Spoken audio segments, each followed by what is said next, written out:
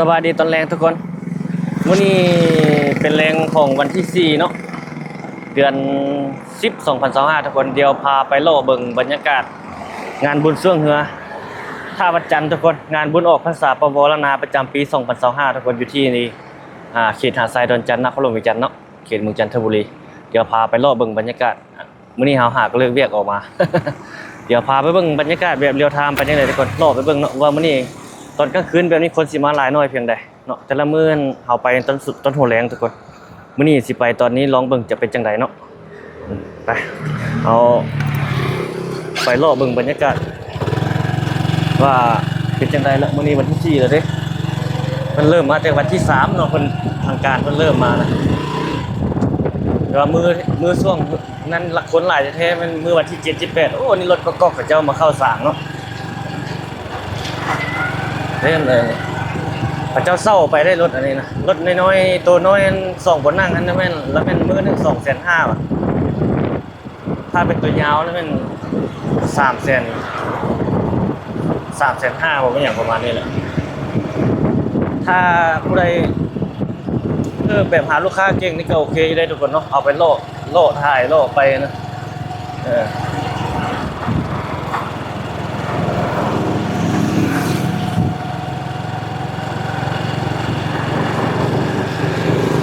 เอาไปโลกเจ็บผู้โดยสารไปหั่นไปนี่เนาะมีแอปเด้แล้วก็เหมาแบบนั้นเด้บางคนเขาเจ้าก็ลัดเอาเลยลัดเอาเป็น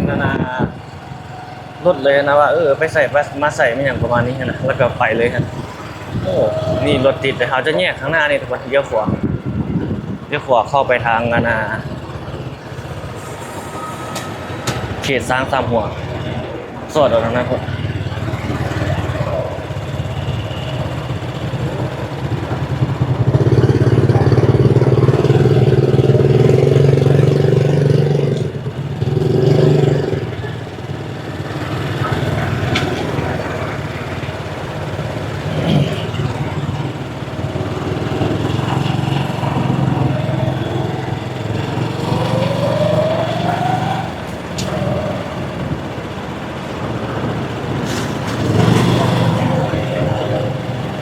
เขา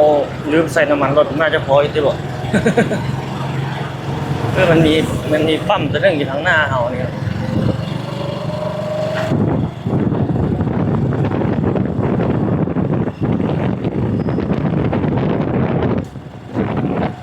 น่าจะพออยู่หรอกจริงใส่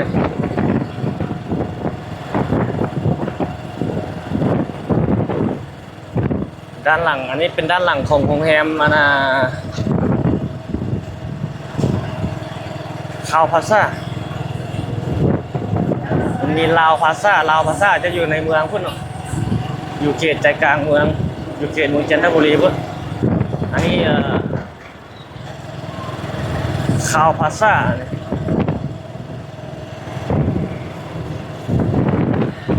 ข้างหน้านี่เขตสามหัวแล้วเขตสวนพญาฟังงมแล้ว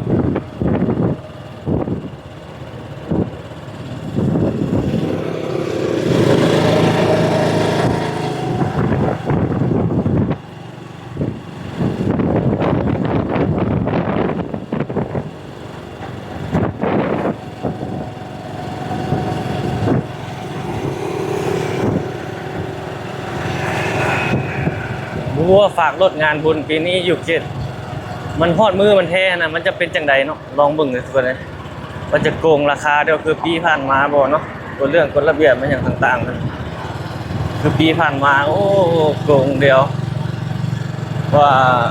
รถจักร10,000เด้อว่าซี่นะเก็บบาทฮอดมือบุญมาแล้วเก็บพวกได้หลายนะเหมือนว่าบวมผู้บริโภคเจ้าเรื่องฝากรถฝากอย่างไรเขาจะไปฝากจุดใดเนาะ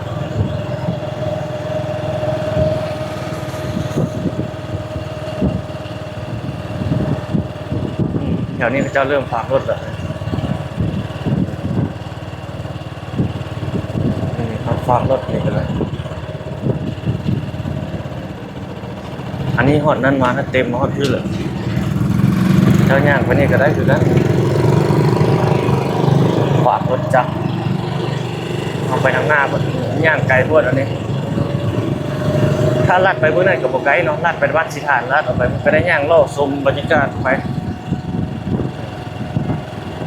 มันจะมีทางเข้าอยู่หลายด้านด้วยทุกคนงานบุญนี้เข้าได้หลายด้านหลายทางเจ้าหน้าที่จราจรมาประจำขับรถจักรรถใหญ่อยู่แถวนี้เนาะ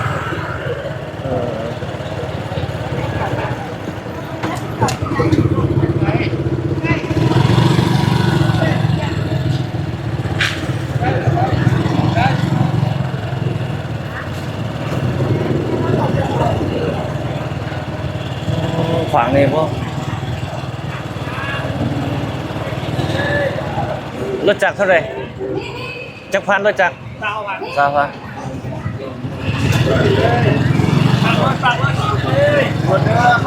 เขาเลยสาวพันสามนี่ก็ได้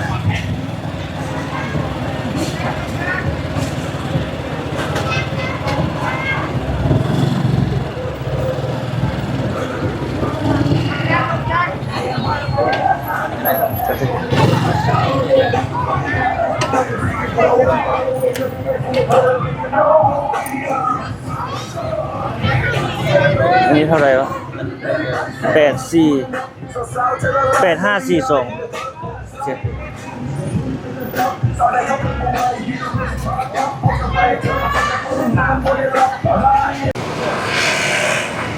นี่เขาฝากรถแล้วเนาะทุกคนเนาะ3,000 กีบเนาะรถจักรเขาฝากอยู่นี่กายจากส่วนพญาพระงุ่มลงมาเนาะเขตโรงเรียนมศสิผลเนี่ยที่เขาลงไปรอทางด้านในบัดนี้รอไปเบิ่งคนน้อยคนหลายเพียงใดเนาะฝากรถจักรรถใหญ่เลย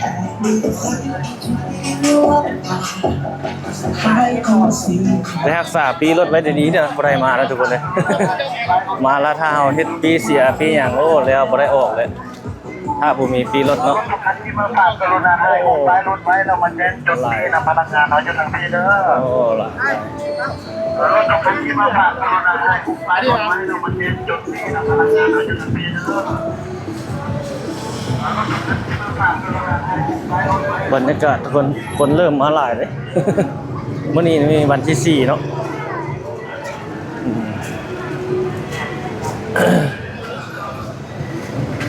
แต่ว่าเนี่ยบนทางหน้าเอาถนนสีฐานเข้าไปทางหน้านี่จะนั้นละจะรถจะบ่สามารถเข้าไปได้แล้วโอ้ฝนมาหลายนี่เข้ามานี่เป็นถนนสุภานุวงศ์โอ้ฝนมาหลายเจ้ากำลังมากันนี่รถจักร3,000 กีบนะค่าฝากรถจักรมื้อนี้วันที่4มื้อนี้นะโอ้บรรยากาศครับย่างรอบเบิ่งทางไรเดอร์คัน2,000 กีบฝากรถจักรทางไรเดอร์คัน2,000 กี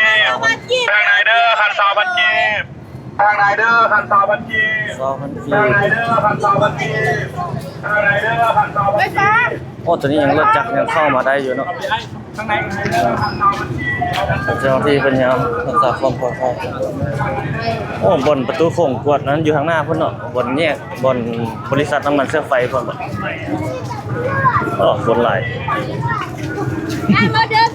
เราก็ย่างเข้ามาแบบนี้เลยโอ้ยังวะ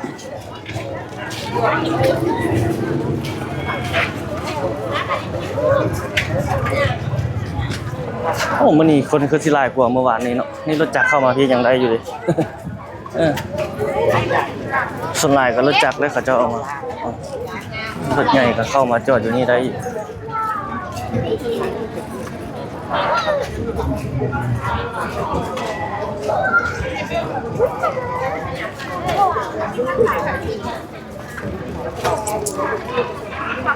ีกบ่โดนกับบุญท่านหลวงแล้วบุญทรงเหือเนาะต่อใส่ท่านหลวงโอ้นี่เขาเจ้าจังเฮ็ดเป็นฝารถจักรยาวฮอดพี่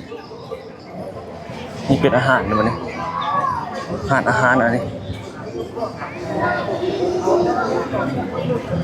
บุญท่านหลวงกับบุญทรงเหือนี่สู่4เดียวทุกคนผู้กลับก็มีแล้ว ผู้กำลังมาก็มีเนาะคือเฮานี่กำลังมา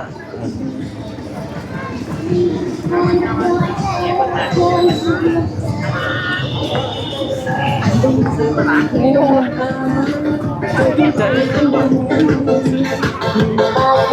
นี่ขายเสื้อผ้าเนาะนี่เนาะ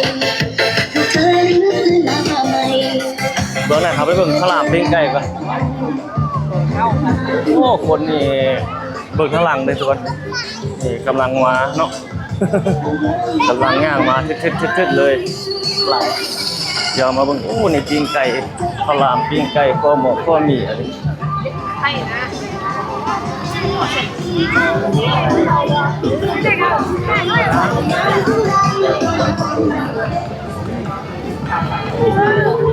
นี่ข้าวหลามโอ้นี่ข้าวหลามโอ้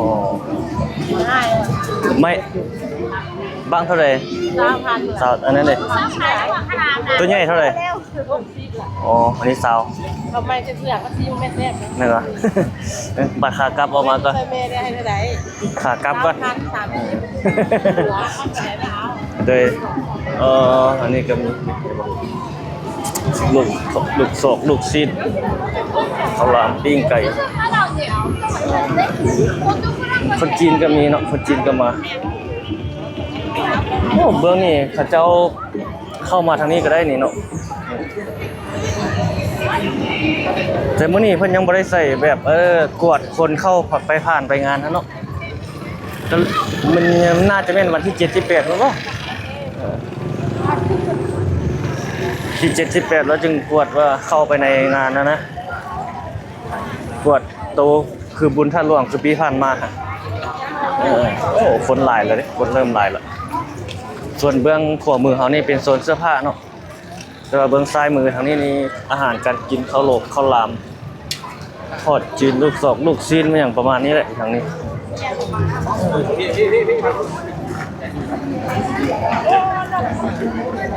โอ้เรียนทางนี้สุดเลยเดี๋ยวมาเอาทางนี้ก่อนถ่ายรูปจุดนี้นี่เป็นบรรยากาศสดๆทุกคนงานบุญส่งเหนือท่าวัดจันทร์เนาะวันที่4มื้อนี้เข้าโลกเข้าลามโอ้เต็มตัวใหญ่ๆหั่นเท่าไหร่ก็60,000กีบอ่ะถ้าคนขายตัวสั้นหั่น20,000กีบโอ้คนหลายมาจุดนี้บ่เบื้องนี้นี่เต็มเลยข้าวหลามข้าวกบข้าวกำเต็มเลยมีเป็นโปะอยู่นี่เลยดิ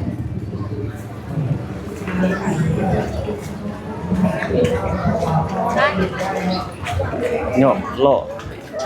โอ้ตอนนั้นมันขายมันอย่างคือคนหลายแท้ บางจุดบางห้านนี่เรียนคิวเดียวทุกคนจึงได้กินได้โบดทนไม่ได้กินได้บางห้านนะโอ้ไปใส่กลับแล้วโอ้โอเคเข้าไปไหนกัน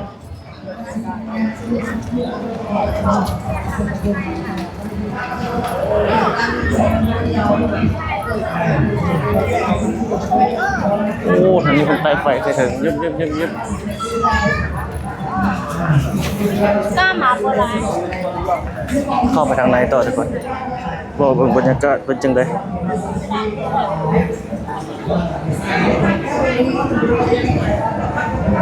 โอ้ตัวนี้ยังบ่มีคนแต่ยังบ่มาขายก็มี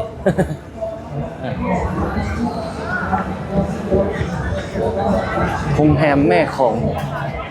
ชันชัยตัวนี้เนาะโอ้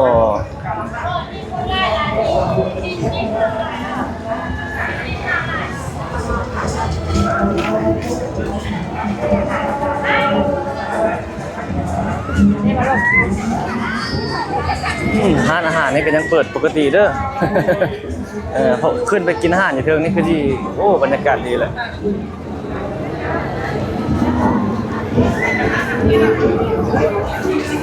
โอ้นี่หวยขูดเนาะเสียงโซกเสียงนั่นเลยนี่หวยขูดรับรางวัลโอ้มาจุดนี้คนหลายเลยอันนี้มันอย่างโอ้ศิลปะงานบุญเขาใส่เครื่องเนาะ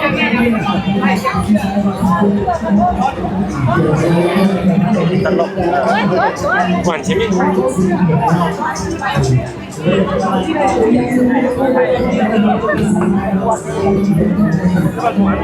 สีสันของงานบุญทุกคนเลยมีหลากหลายรูปแบบการแต่งตัวก็ได้ทางหลังเอาเนี่ยไปก็ประมาณนั้นแหละคนนี่เริ่มหลายแล้ว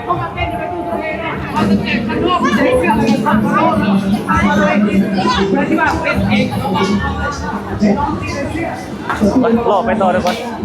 ทางนี้คนยังบ่ลอยมาเลยเนาะโซนนี้โอ้ทางนี้ยังยาวไปทางนี้เด้อนี่ทางนี้ยังยาวไปทางนี้แต่ว่าเอาเจ้าจังน้อยบ่จึงรอไปบ่อันนี้มันก็ยาวไปวนได้แค่บ่ยาวไปวนคนก็หลายประมาณนี้ภาพบรรยากาศสุด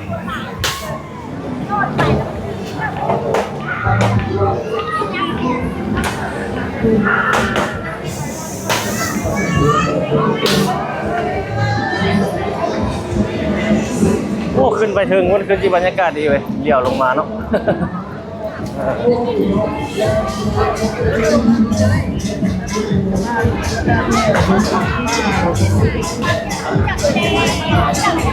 สีแดงเลยซื้อซอยเนื้อผู้สาวเลยนะซื้อซอยไอ้เลยนะนี่ไม่โต้ยนะเพราะมีธรรมดาเลยเนาะอยากเจอสายแข่งได้มีบ่สายแข่งมีบ่ว้าซะเลยเนาะบรรยากาศ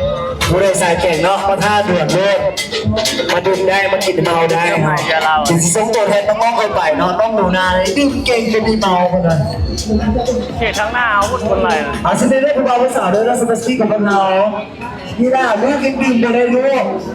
เอาไปให้พ่อป่ะเอาไปให้พ่อบ้างเอาไปไหมเดี๋ยวจะไปดื่มอีกได้เมาเลยลูกเซฟมาได้เลยเนาะสำหรับคนที่ว่าจะดื่มกันแล้วกันเนาะสำหรับคนที่ว่ามีอายุต่ำกว่าสักปีเดียวพออนุญาตกันแล้วกันเดินน้องๆคนดื่มตลาดถือว่าเป็นน้องเองครับ บรรยากาศสุด พี่น้องเอาพวกเอาพอตอบโจทย์เส้นเดียวกันก็เลยก็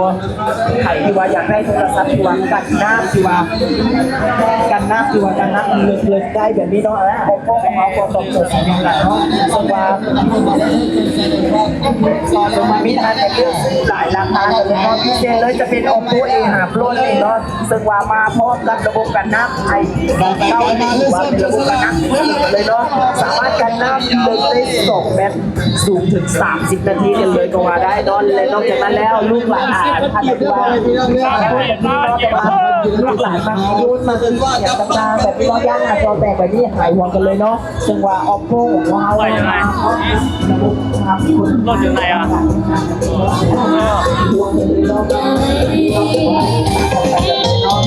ทำไมไม่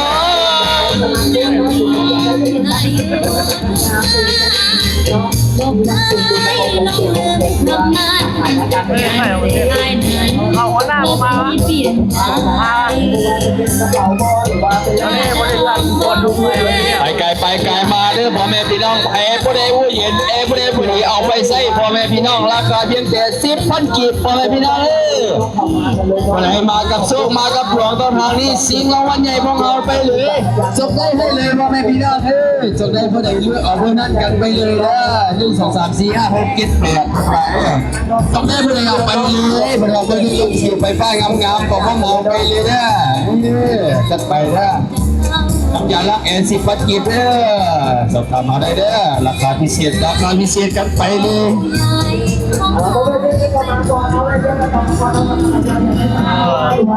ไปมาที่สิงคโปร์เนี่ยนะ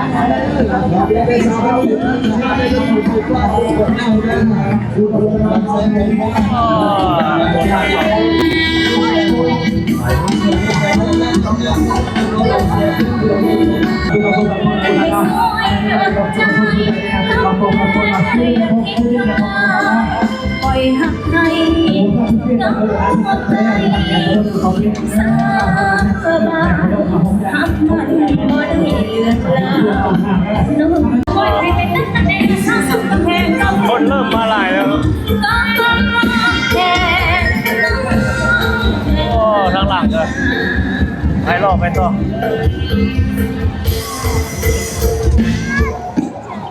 โอ้ ทางนี้ทางคนโอ้ ย่างเข้าทางนั้น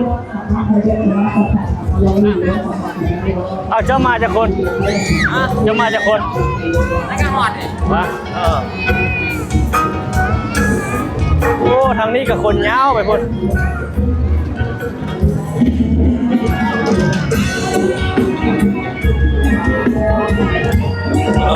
นี่สาวเล็กสาวน้อยมันเบิดเลย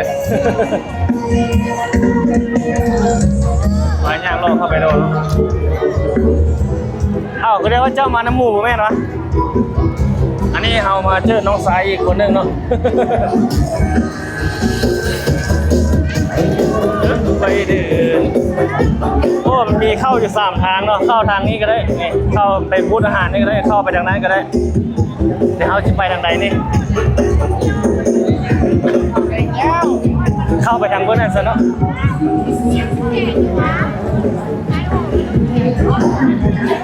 โอ้ปัญหาที่งานในยานรถละเด้อทุกคนเลย ได้เบิ่งโอ้นี่อาหารไทยนี่เต็มเลยนี่บูธอาหารไทยอยู่นี่นะต่างประเทศก็มีเนาะมีบูธอาหารไทยอยู่นี่อ๋อคนเต็มเลยบูธอาหารไทยเนี่ยเราออกไปทางนี้ซะโอ้ขี้เหี้ยทุกคนเลยหลายเลยก็คนเริ่มหลายก็สนใจที่ทำงานเจ้าร้องผมก็ได้คนหลายได้หลายวะเอาชิ้นย่างผ่าไปหอดคนเนาะจนสุดเบิ่ง ซูชิของนานาไทยนี่ก็เต็มเลยคนใส่เครื่องน้ำไข่บะผิวด้วยให้ผิวขาดน้ำในกระยาผูกคนหลายคนหลาย กับผิวอีกลูกค้าสนใจเข้ามาลองก่อนในเดือนลูกค้าได้หรอจุ่มมือมูจุ่มมือคูมาโลดหรือว่าจุ่มมือแฟนอะไรบ้างลูกค้าเนาะตัวนี้เป็นอาหารไทยตัวนี้ซื้อ3 อันเป็นว่าได้แถมเนื้อสีสบู่ไปให้3เป็นเย็นอีกอันหนึ่งพร้อมด้วย ราคา 10,000 กีบต่ออันเนาะอีกอันหนึ่งลูกค้าอันนี้ก็คือคุ้มเกิดคุ้มคนหนึ่งกินคนหน้าเจอค่ะเด้อเอิ้นครูมาหาเป็นอโลดหรือว่าจะซื้อกับตื่นไว้คนเดียวเลยจะได้คือกัดน้องลูกค้าเนาะเพราะว่าหน้าเพลงลูกค้าตอนนี้คือหาซื้อยืดใส่ไม่ได้ยืดเย็นแต่สปอยยืดจีบูธของพวกเขาอยู่ถึงทรงเรือเท่าประจักษ์นี่เท่านั้นเด้อค่ะเด้อลูกค้าสนใจว่าเจ้าลูกค้าท่านใดที่ว่าสนใจเนาะสามารถบอกทางทีมร้านของพวกเขาให้เดี๋ยวพวกเขาจะมีโตสินค้าทดลองมาให้กับลูกงานนะลูกค้าเนาะอยากจะทดลองไส้ก่อนลองดมก่อนแบบนี้ก็ได้เสร็จกันซื้อ1 ขวดพวกเขาก็มีของแถมให้ซื้อ2พวกเขาก็มีซื้อ3เขาจะแถมจบน้ำไปเลยทันที1 อันเนาะในตอนนี้ไปที่ว่ายังไกลไปไกลมาอยู่ที่บูธสินค้าของพวกเขาสามารถทำมาทดลองให้กับอันใหม่ก่อนสวัสดีผ่านมาแล้วนี่เนาะโอ้ทางนั้นคนหลายเลยเลยยาวไปทอดคนเลยนี่เป็นของที่นี่เป็นรสชาติที่กว่ามาใช้ตัวอาหารที่เราใส่ที่กระเพา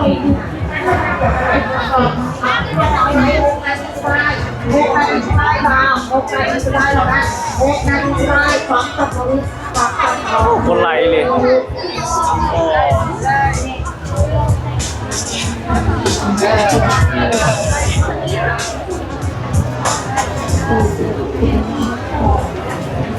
เวกันก่อนได้เลยจ้าวงนาทีสุดท้ายนะแม่ๆนะซื้อ2 แพ็คแถม2 กล่องแถมถุงผ้าฟังตัวนี้นะซื้อ2 แพ็คเนี่ยแถม2 กล่องแถมถุงผ้านะแม่ๆนะยังเหลือวงนาทีสุดท้ายอันนี้จันปู่นะนี่จะพอได้แถมเด้อถุงผ้าเนาะซื้อ1 แพ็คแถม1 กล่องจากพี่ซื้อ1 แพ็คแถม1 กล่องซื้อ2 แพ็คแถม2 กล่องแถมถุงผ้านาทีทองเหลือ6 นาทีแล้วนะเหลือ6 นาทีจากพ่อแม่จ๋าใครอยากได้จังซองได้เลยนะ5 ห่อ3 บันกี้5 ห่อ3 บันกี้ใครอยากได้ยำ300เนาะ2 บันกี้อันนี้ก็ได้ขายดีเนาะรอคิวเล่นเลย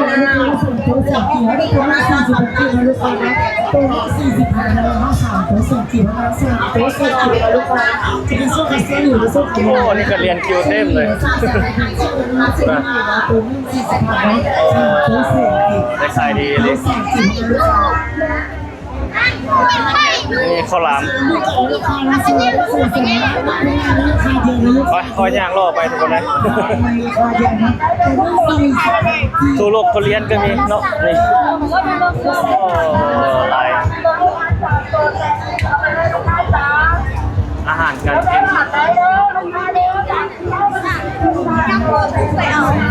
นี่ก็มีเนาะแมงไม่ยังต่างๆโอ้หลายโอ้มาทางนี้คนโบราณไปไหนแล้วนี่นั่งกินอยู่นี่ก็ได้เนาะโอ้คนเริ่มหลายทางไหนก็โซนทางไหนก็เต็มคือกัน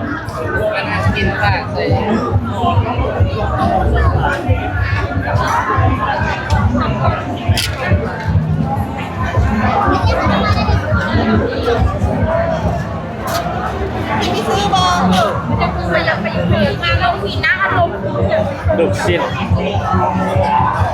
โอ้มีหลายแนวเนาะอาหารนะแต่ราคานี่อยากจะมีโอ้3-4ซอกอยู่ซอกกิน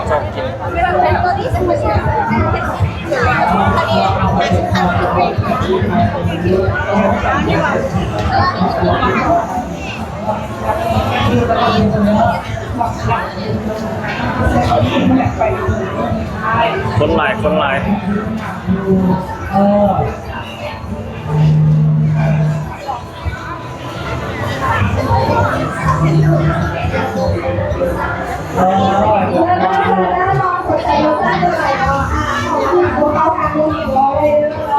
ลูกชิ้น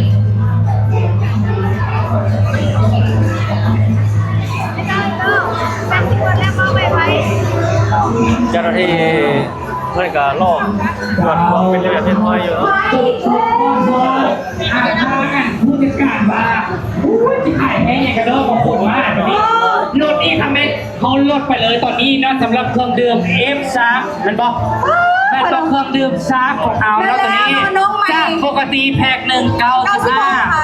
96เขาว่าขายเพียงแต่60,000 กีบเท่านั้น60,000 กีบเอาแถมไปอีก2 กระป๋องกันเลย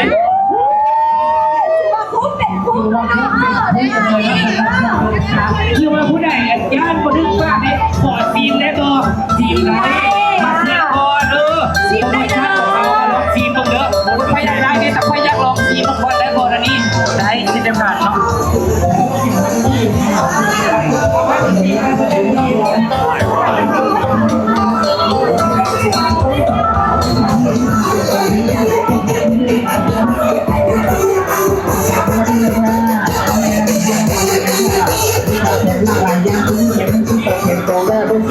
ให้ที่กันเด้อวันนี้มีหลากหลายอย่างเป็นของแถมประทานเนาะขอบคุณแล้วก็ต้องได้เนาะขอบคุณได้เด้ออะไรก็มาเด้อวันนี้ทางเอาผู้ใดยากหน้าซอกหน้าใส่ยากคนดูมันฟัวขอบคุณแล้วขอบคุณได้เด้อขอบคุณเลยเด้อสีกระเพาะเป็นสีกระเพาะแจกให้กับทุกคนที่ว่าเข้ามาในผู้กับเราในช่วงนี้ใครที่ว่ามาแล้วแบบนี้นะลูกค้ากดไลค์เพจกับพวกเราเท่านั้นทำไปเลยผู้สาวคนงามได้ผมแจกกับวันอีกเลยคนไม่เพจในน้องในเด้อเพจของสีจันเด้อเพจของน้องเพจสีจันเด้อลูกค้าหรือเพจของซักซี่ก็ได้เนาะซักแค่ได้คือโสดได้ค่ะใส่ลูกเสิร์ฟเรื่องของฉันเอาไว้ที่เรื่องของใครก็เป็นกล่องแก้วตัวนี้นอนแมนซื้อบอลหนึ่งมะพร้าวเขาจะซื้อกล่องน้อยหรือแบบกล่องใหญ่เป็นกระเป๋ตัวนี้เอาไว้ฟีดในห้องในบ้านในเงินแบบนี้เนาะน้องแถมไปเลยทีกับปิดเด้อเขาแถมไปทีกับปิดเนาะที่บ้านเอาไว้แบบว่าหยุดเพื่อแบบแบคทีเรียบอกแบบพวกแบบว่าเป็นคลื่นเป็นเวลาหายใจเงี้ยแบบนี้เนาะไว้ที่ร้อนร้อนน้ำอย่างนั้นแล้วก็แบบนี้ได้เลยเนาะโปรฟิสโซหรือว่าก็เป็นนกแก้วตัวนี้หรือก็เป็นนกแก้วตัวนี้โมจะเป็นขนาดน้อยหรือขนาดใหญ่แทนไปเลยทีกับปิดเกินคนเด้อหรือก็เป็นนกแก้วตัวนี้เนาะหรือขนาดน้อยก็ได้หรือขนาดใหญ่ก็ดีเนาะเขาแทนไปเลยทีกับปิดเกินคนเด้อว่าเอากันได้ในน้อยยูทูบเป็นสินค้าที่ว่าขายดีอยู่แล้วเจ้าและเป็นสินค้าที่ว่าทุกเฮือนต้องมีเพราะว่าจะเป็นเฮือนกันนะคะเด้อเป็นห้องเป็นหอก็ต้องมีเนื่องจากว่าอย่างบทมันบ่ได้ป่าดีป่าน้องค่ะ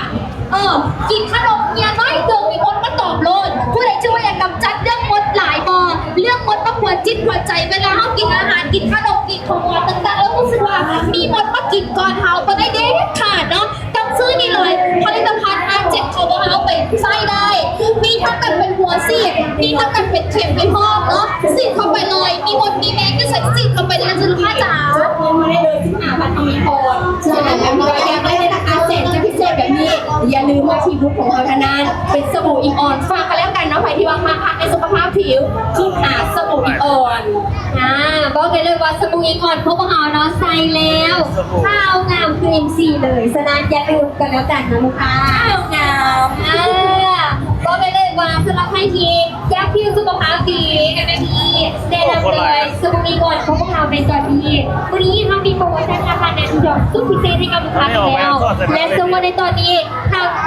างเป็นทางยานเป็นทางด้านนะอย่าสิ้นฟังพบกับเราโปรอีโฟนาทีดอกเซ็นกันเลยอย่าลืมอย่าพลาดเนาะเพราะเป็นวันที่ทำเป็นอย่างดีมากเป็นวันคุณเรียนทุกๆเลยนะคะ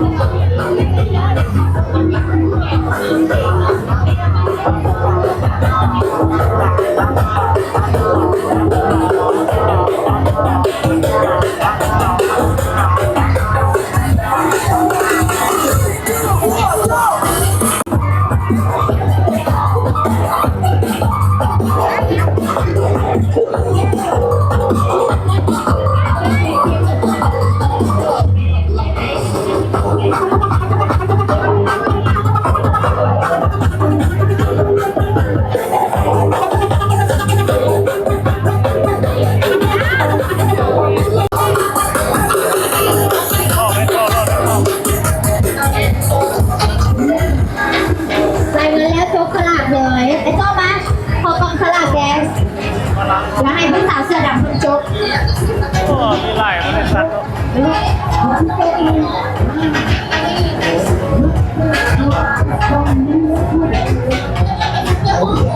เราไปกัน ได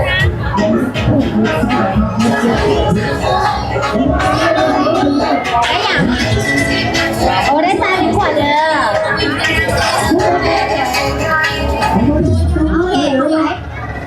โอเคสนุกเรื่องเข้าใจหลายคิวว่าให้ยูนี่ให้บอทีมงานเข้ามาบอที่นี่ฟังเสียงเพลงมือหนึ่งที่เป็นยูพันไทยคิวว่าให้แน่ดีโดเครื่องดื่มดีโดสดชื่นถ้าไปที่วันรอไปรอซื้อเครื่องวันรอปูดเมื่อยแล้วอยากได้เครื่องดื่มเย็นๆบานๆหอมๆซื่นใจแนะนำดีโดเลยดีโดว่าเอาตอนนี้แช่เย็นไปแล้วอันนี้เอาจะมาใครกับลูกค้าผู้ใดที่ว่าอยากจะได้เครื่องดื่มสุดแซ่บเกี่ยงไป5,000ของทานไว้เกี่ยงไป5,000ของทานไว้ไป5,000เป็นคนลูกค้าไป5,000ตัวทีมต้องทีมอยู่แม่น300,000กีบเนาะเอ็มมันนี่เอาเงินเข้าเอ็มมันนี่หรือว่าซีซีเบอร์เนาะ250,000กีบซีซีโก้ก็จะมีได้จะมาชื่อเบอร์ใส่ก่อนไหมเนาะไปบุรีมาซื้อไหมซื้อที่เบอร์นึง250,000เอาขั้นพวกตัวนี้ให้เป็ดครับบ้าน250,000เอาตัวที่ไหนได้ตัวที่ไหนเป็ดครับบ้านที่ไหน250,000ยอมมาส่งเขาเฮ้ยเดี๋ยวค่อยมาส่งเขา250,000แล้วก็มูจะลดอีกได้ขั้นพวกนี่ก็ให้สปินอีก5ห้องก็ให้มูลมี5ห้องสปินอีกหลังเจ้าได้เงินโอนก่อนเป็นสไตล์นี้ก็ เพิ่มกว่านี้วันอีกนะ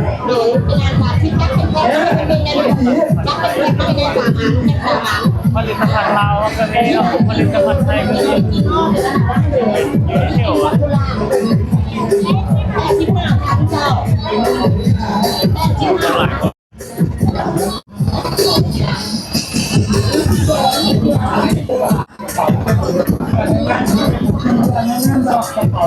จากมีทีม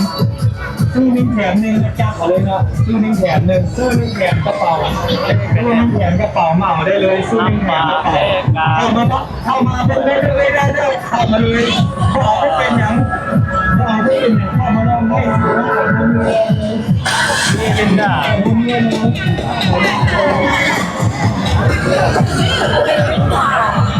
นี่ข เข้าไปฟังรถจะนี่ประมาณนี้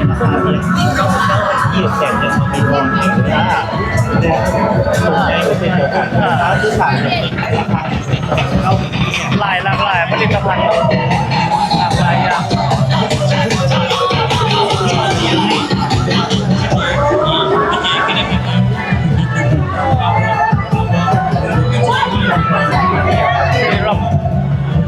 โอ้คนหลายไว้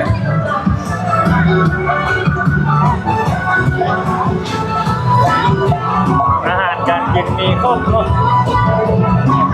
ลูกสอบลูกชิ้น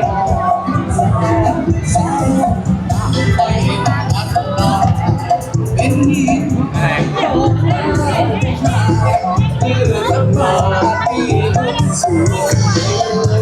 มวยอ่ะมวยฮอตมวยเรา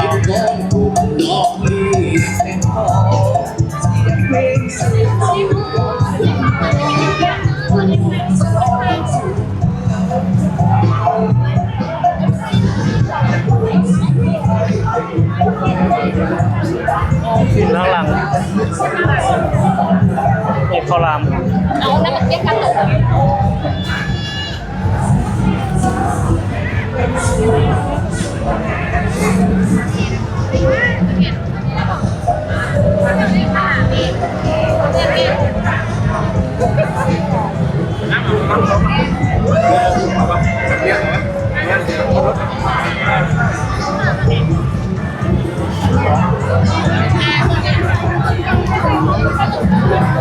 คนหลายคนหลายฮาโลบางคนบักบวกบังไม้ก็มีแล้วเต็ม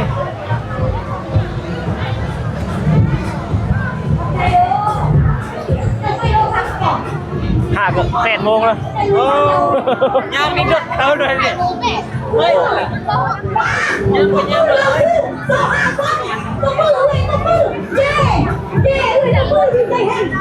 คนหลายคนหลาย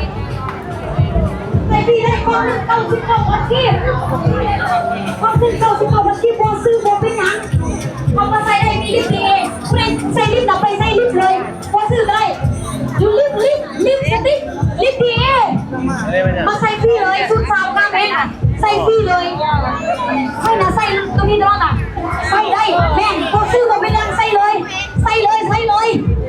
ลี้ยงแล้วก็เอากลับบ้านคนใดที่พอใส่แดงมาบอกว่าคุณส่งเรือวันจันทร์ถ้าพอใส่โลฟันจีน้องแสดงมาบอกว่าคุณส่งเรือวันจันทร์แม่ถ้าไม่ใส่ลิปจีน้องแม่บอกว่าส่งเรือวันเหนื่อยน่ะอันนี้สำคัญเลยคุณส่งเรือวันจันทร์ซื้อจึงมีครั้งเดียวสับเอาโลฟันของเราไปใส่ได้ต้องนึงใส่ได้15 เดือนเอาคือใส่ได้5 เดือนอีกอันนี้กระเดมพูดไลฟ์ในเจ้ามุกซีนได้ให้ดู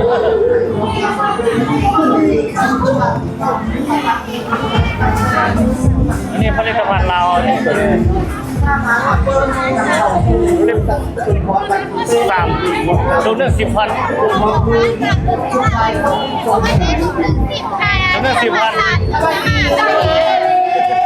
3 บัตรครับว่ากินน้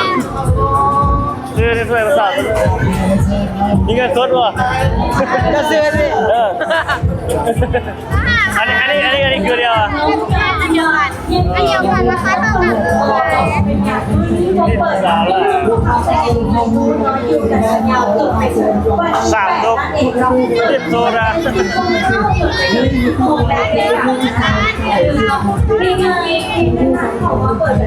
ได้แล้วเจ็บโซดาส่งถ้าเราเอาให้ซีแบบนี้เนาะเข้าใจเนาะเจนะฟรีค่าธรรมเนียมแล้วโอนเงินฟรีค่าธรรมเนียมเช่นเดียวกันยังได้ของแจกของแถมจากเราเป็นสมุนของเรื่องซาการเป็นตามมือมาใส่มาล่ำเลือกกับยากันเซ็ตในใบกับเราได้นะไปเล่ากันอยู่ในงานเราได้หักส่วนลดเถิด5%เลยทีเดียวว้าวเป็นผู้ได้บนทันมีบัญชีช่อง LDB เสิร์ชเดินทุกคนเดินเพราะว่าใส่บัญชี LDB แล้วสแกนใจนะคะเขามีส่วนลดถึง5% เส้นนั้นเองพ่อแม่พี่น้องประชาชนผู้ได้ที่ว่างานโลกก็จับจ่ายใส่ซอยและซื้อเครื่องซื้อข้าวก็ถ้ามีบัญชี LED พวกเขาตักใจในบรรดาอันคาก็จะได้ส่วนลดนั้นไปเลยเนาะเรา แล้วเนาะเนี่ยไก่ไปไก่มาเนาะเมื่อยกับมาแม่ทำกินเอาดีๆหรือว่าโคแห้งกับไปแม่กินน้ำกินทางด้านหน้าของเพิ่นได้เด้อแล้วก็อย่าลืมโอ้ยผ่าน LED ของพวกเรานะคะ ก็แลมตัดก็แลมตัดก็มีเนาะติดผ้าลาวมาเนี่ยเนาะ จะถึงในกิจกรรมที่สำหรับลูกค้าที่หนาของ LED ของเราสำหรับในวันนี้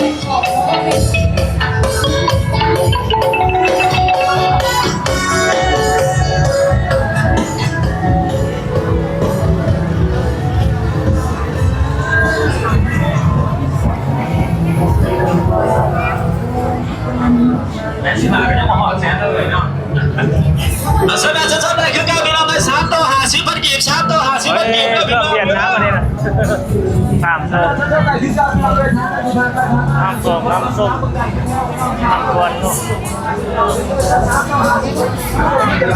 โอ้หมดนับมือหลายเนาะขนาดยังบ่เป็นมือแท้คนยังหลายแล้วนี่ซื้อเครื่องบอกเสื้อผ้าเต็ม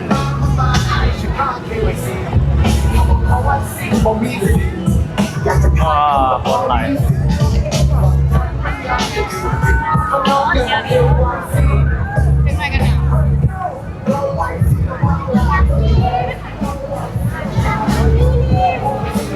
ก็เคลื่อนที่อันนี้ห้างขายเครื่องเคลื่อนที่ก็มีก็สาวงามก็มีหลายอันนี้ห้างโคอีกทอดมีปีกไก่เนาะขาไก่ปิ้งไก่สิ้นไก่ปีกย่างหอยก็มีเนาะ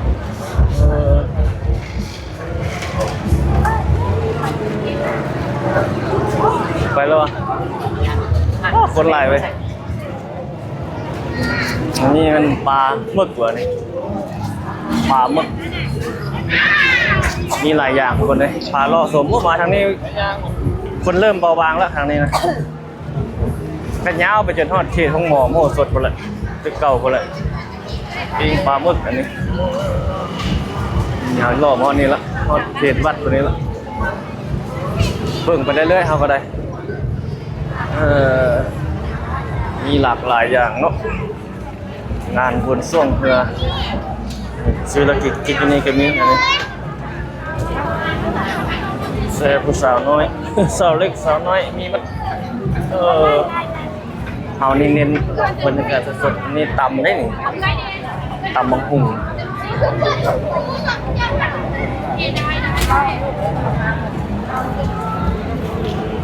โอ้นี่เพิ่นขายอันนี้อยู่นี่นำนี่ขายโอขายหยัง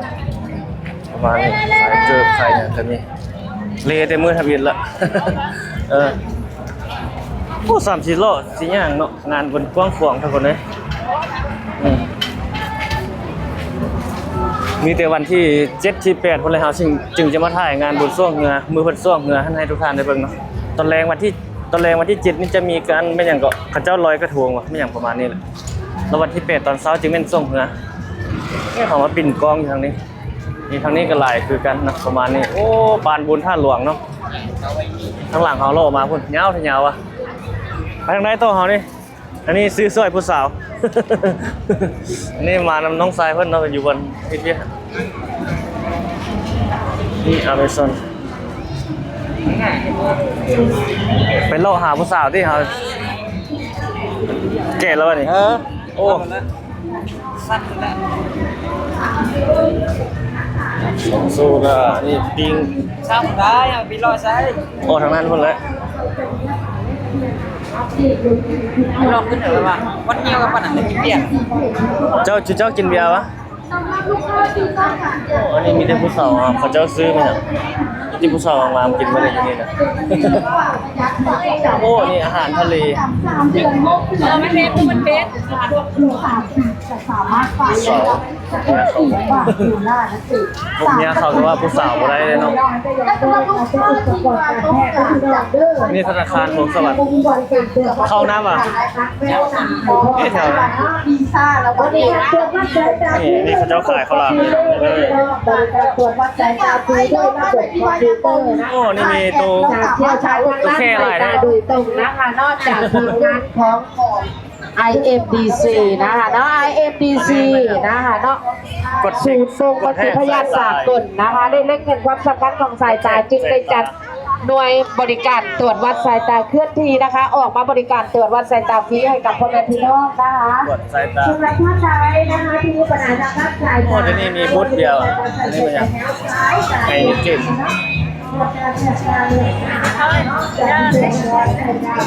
ม่ได้เป็นอย่างเขาเจ้า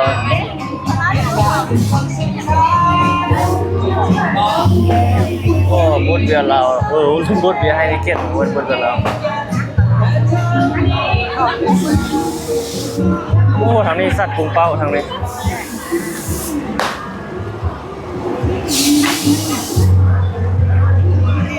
นี่กระแลม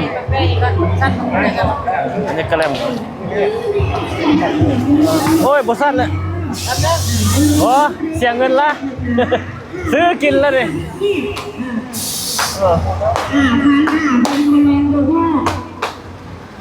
น้ำซื้อเหรอการพิสูจน์ใส่มือโอ้ยอันนี้โยนเกมนี่นะโอ้อาจารย์โยนเอานี่นี่ มีทุกอย่างนี้แก้วเบียร์จะได้มีรางวัลเงินสดอีกกระแถมเงินสดไปแล้วอีกนะเห็นไหม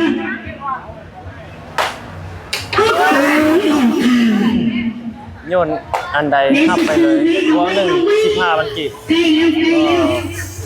ไป ผู้ใดไม่น้อยโยนเอาของเล่นได้เพราะมันตัววางโยนเข้าเลือกเอาได้เนาะอยู่ตำเกลือเลือกเอาได้มัดสุยางสุแนว5,000ขีดโอ้พาย่างโล่แบบยาวๆเลยทุกคนเลยเจ้าออกไปทางด้านหลังหูปั้นเจ้านวงแล้วโล่ขึ้นทางนั้นเอาแบบนี้ อยากให้ทุกคนได้เบิ่งแต่ละจุดแต่ละเจนอันนี้ท่านคุมปอกคุมเป้าอยู่นะมันนี้อันนี้ข้าเจ้ายังขายเงาไปจนฮอดนั่นบ่ได้ฮอดอาณาหงหมอหมู่สดตึกเก่าบ่เลย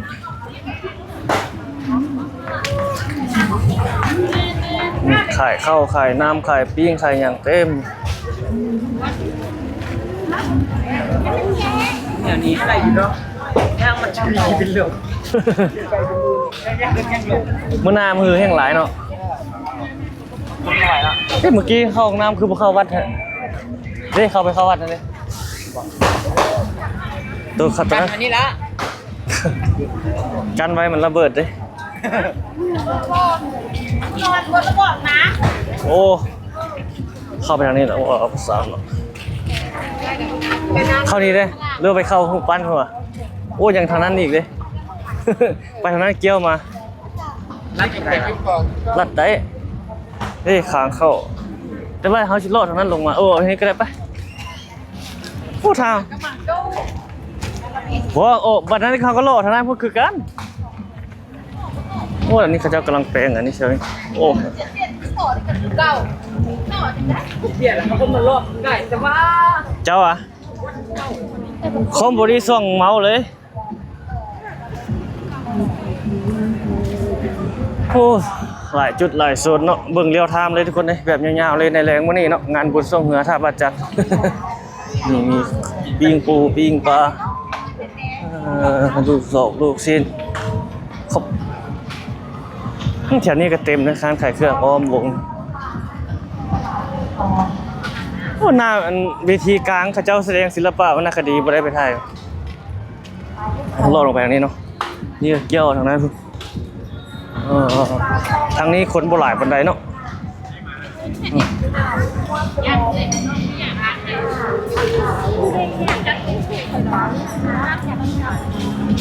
โอ้ปิ้งอันนี้ปิ้ง พักเลยก็ได้เดี๋ยวเขาเมื่อเขาปีนโตก็ได้ ปิ้งหมูกินแล้วเข้าได้อันนี้นะซื้อไปกินแล้วเข้า นี่อันนี้มีตำมะฮุ่งตำอย่างได้อันนี้ เบา หลอกก่อนอันนี้ขายเท่าไหร่อันนี้ ใส่ละ เออกับหนึ่ง50 กดเด็ดจะได้คุณ จังหน่อยก็พวกมีตำมีอย่างพร้อมเนาะแซ่บได้ใส่ตันฮะใส่ตันอ่อนนะแซ่บได้ขมน้ำๆนะอันนี้โยนไหม โยนบานเข้าไหอันนี้อ๋ออันนี้ส่วงเมาได้นี่กินละตัวนี้เนาะสินค้าลาวบ่นี่ หยิบไปมากก้นหาง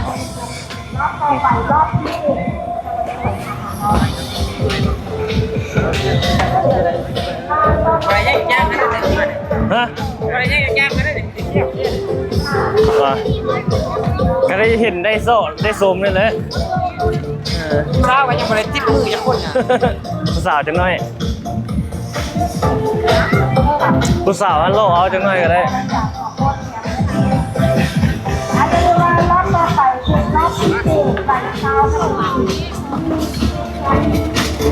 โอ้นี่เป็นอย่าง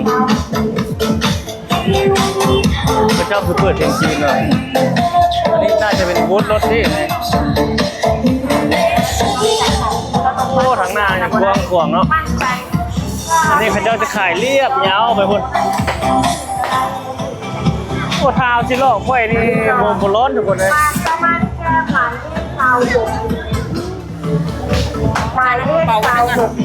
เจ้าจีซัดเหรอ ออกงานเศร้าอ่ะสอง สองงานผู้สาวอ่ะโอ้สนั่นแต่เดียวขายเครื่องขายของนี่ก็ซัดกรุงเปาอันนี้จบ มาจะมาได้แกงหมายเลขซาวสีพยายามจะให้ไก่เลิกมีโก้เรานอนฟอง โอ้อันนี้ก็จะขนาดไข่เจียวโฮมไปพุ่นเขาออกไปจากนี้ ติดตามจะมาได้แกงหมาย โอ้ถ้าผู้ใดมาโลนี่จนเมื่อยผู้ใดทุกคนเลยบนย่างบนโลขันยวกินมีครบเสียบปิโก้กันนะแต่นี่อ่ะ อย่าลืมว่ารับเปิดไปเป็นรับพิเศษคนได้ไข่ทุกรอบเป็นน้องทุกสาวเกี่ยวกับทุกกระสอบ ยืดเพื่อจะเพื่อนกันนะ เจ๊จีซัดเหรอ ทุกแปด โลไว้พุ่นโอ้นี่ยิงป่อง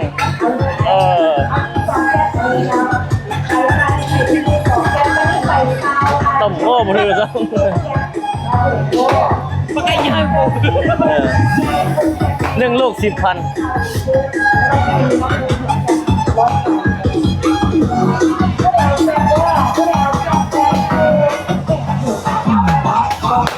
โอ้ผู้สาวน้อยสัตว์ถุงเป้า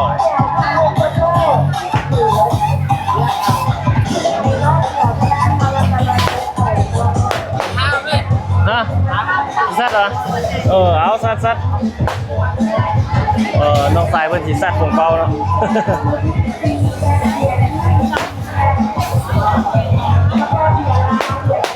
โอ้แตกอ่ะ2โอ้3เพิ่งผู้สาวเพิ่นสัตว์แต่น้องสายเราสัตว์ถุงเป้าเนาะ10,000ยกหนึ่งแตกไปแล้ว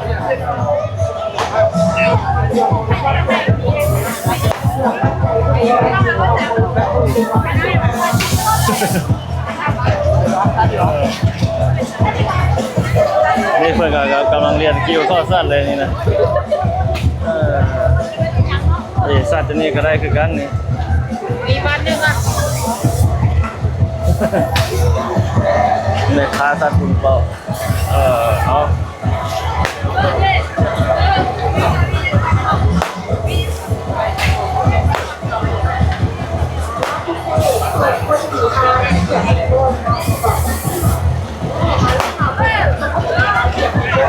เยี่ยมใหม่สักโยก ได้ปะ ได้เพิ่มนึงเอาอีกพันนึงก่อน เอาอีกไปนี่โอ้เอาอีกวันหนึ่งมาสิ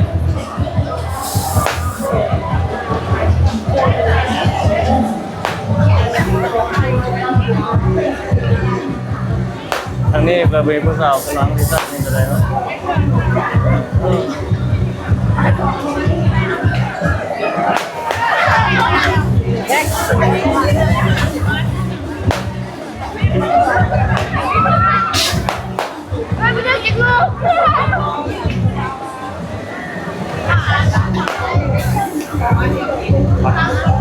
ว้าแถวนี้ก็คนหลายทางนี้ก็ได้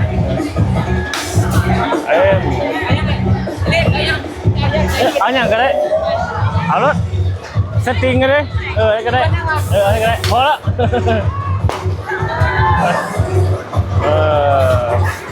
ผู้สาวสัตว์ถูเป้าสัตว์นี่ก็นี่ก็มีที่ผู้ชายสัตว์ รับ3 บาทในช่องเพื่อ เขาบอกสัตว์แล้วดินี่เป็นตุ๊กตุนหน่อยนี่ เอาวะ บอก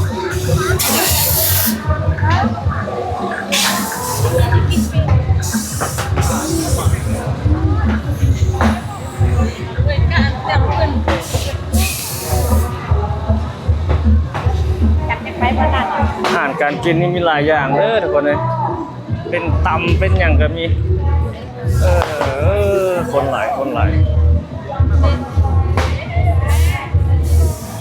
มันนี่เป็นอย่างนี่ยนต์บวงยนต์ใส่หันนี่แหละ ล้วนมาลองดูเอาดอกขึ้นชื่อไปก่อน โอ้3 ที่ได้จังนี่ต้นแล้ว เราให้เรียนเลยเนาะโอ้เราแต่เรียน จากนี่นะ เราเทศอีกว่า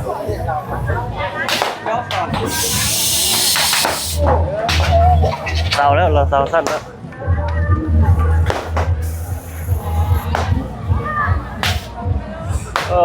ทางนี้มีอาหารแบบนี้ทุกคนเลยมีข้าวหมกข้าวมีนี่แหละงานบุญบ้านเฮานะเมืองลาวบ้านเฮาข้าวหมกข้าวมีทอดดึกสองลูกซีน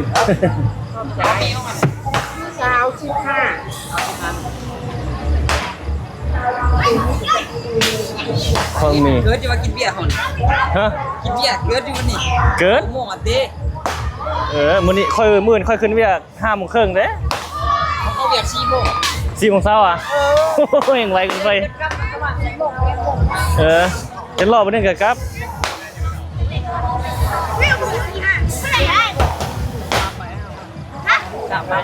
ไปเดียวดิ มีซื้อเงินอันนี้เงินซื้อเงิน เอาลงมือต่อ3 ไป 5,000 อ่ะ เอาเสียงโซกวันนี้ ซื้อเหล่าอยู่นี่เนาะ ลองสักตั้งสัก ลองเชิงตั้ง 3 ไป 5,000กิน เนี่ย เย็นตุ้มไปทองต้องอย่าง ลิดซานแนว กินซาเนลฉันตามในบิ๊กซ้อมกินซาเนลเขาได้กินซาเนลเว้ยกินซาเนลเว้ยกินซาเนลเดี๋ยวกลับไปค่อยไปตีต่างกันอยู่โทรศัพท์มาสมมุติเลย ได้เอาบ่ได้ซะวะ ไปเบิ่งนะ ว่านี่ยังบันทึกอยู่ อ๋อเสี่ยวลงอ่ะดื้อไอ้หน้าเขาเห็นถ้าเขาค่อยเห็นหน้าค่อยดิ เห็นเพื่อนเบิ่งให้มันเห็น แล้วก็ตีนซาเนล ลิดซาแนว ดินซาเนล ลิด ลิ้น เฮ้ย ไปท่านเข้าไปติดตามแล้วบ่เห็นหน้าบ่ได้แล้ววะโอ้นี่ยิงปืนเนี่ยนี่นะ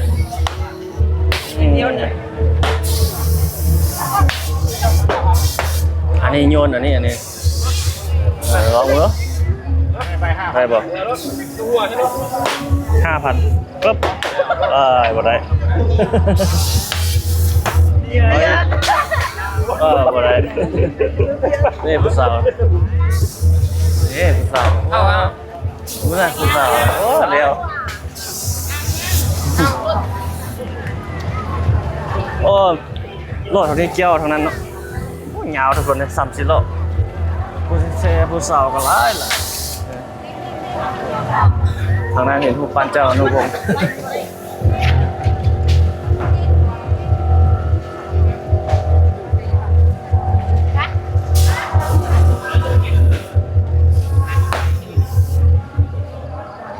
นี่ซื้อแล้วนั่งกินอยู่แถวนี้เลยสบายเนาะ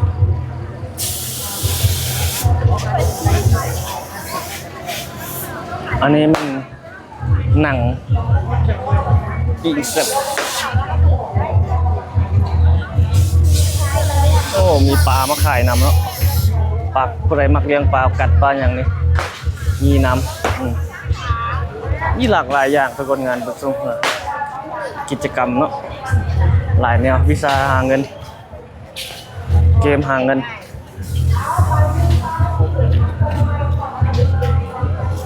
หลายสิ่งหลายอย่าง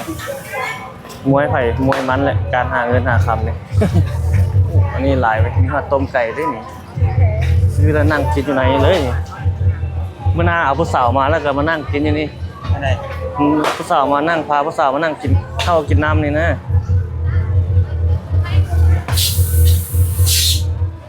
โอ้ยาวทุกคนเดี๋ยวคลิปนี้ประมาณนี้ก่อนซะเนาะครับชมในคลิปถัดไปเป็น2 คลิปเอาซะ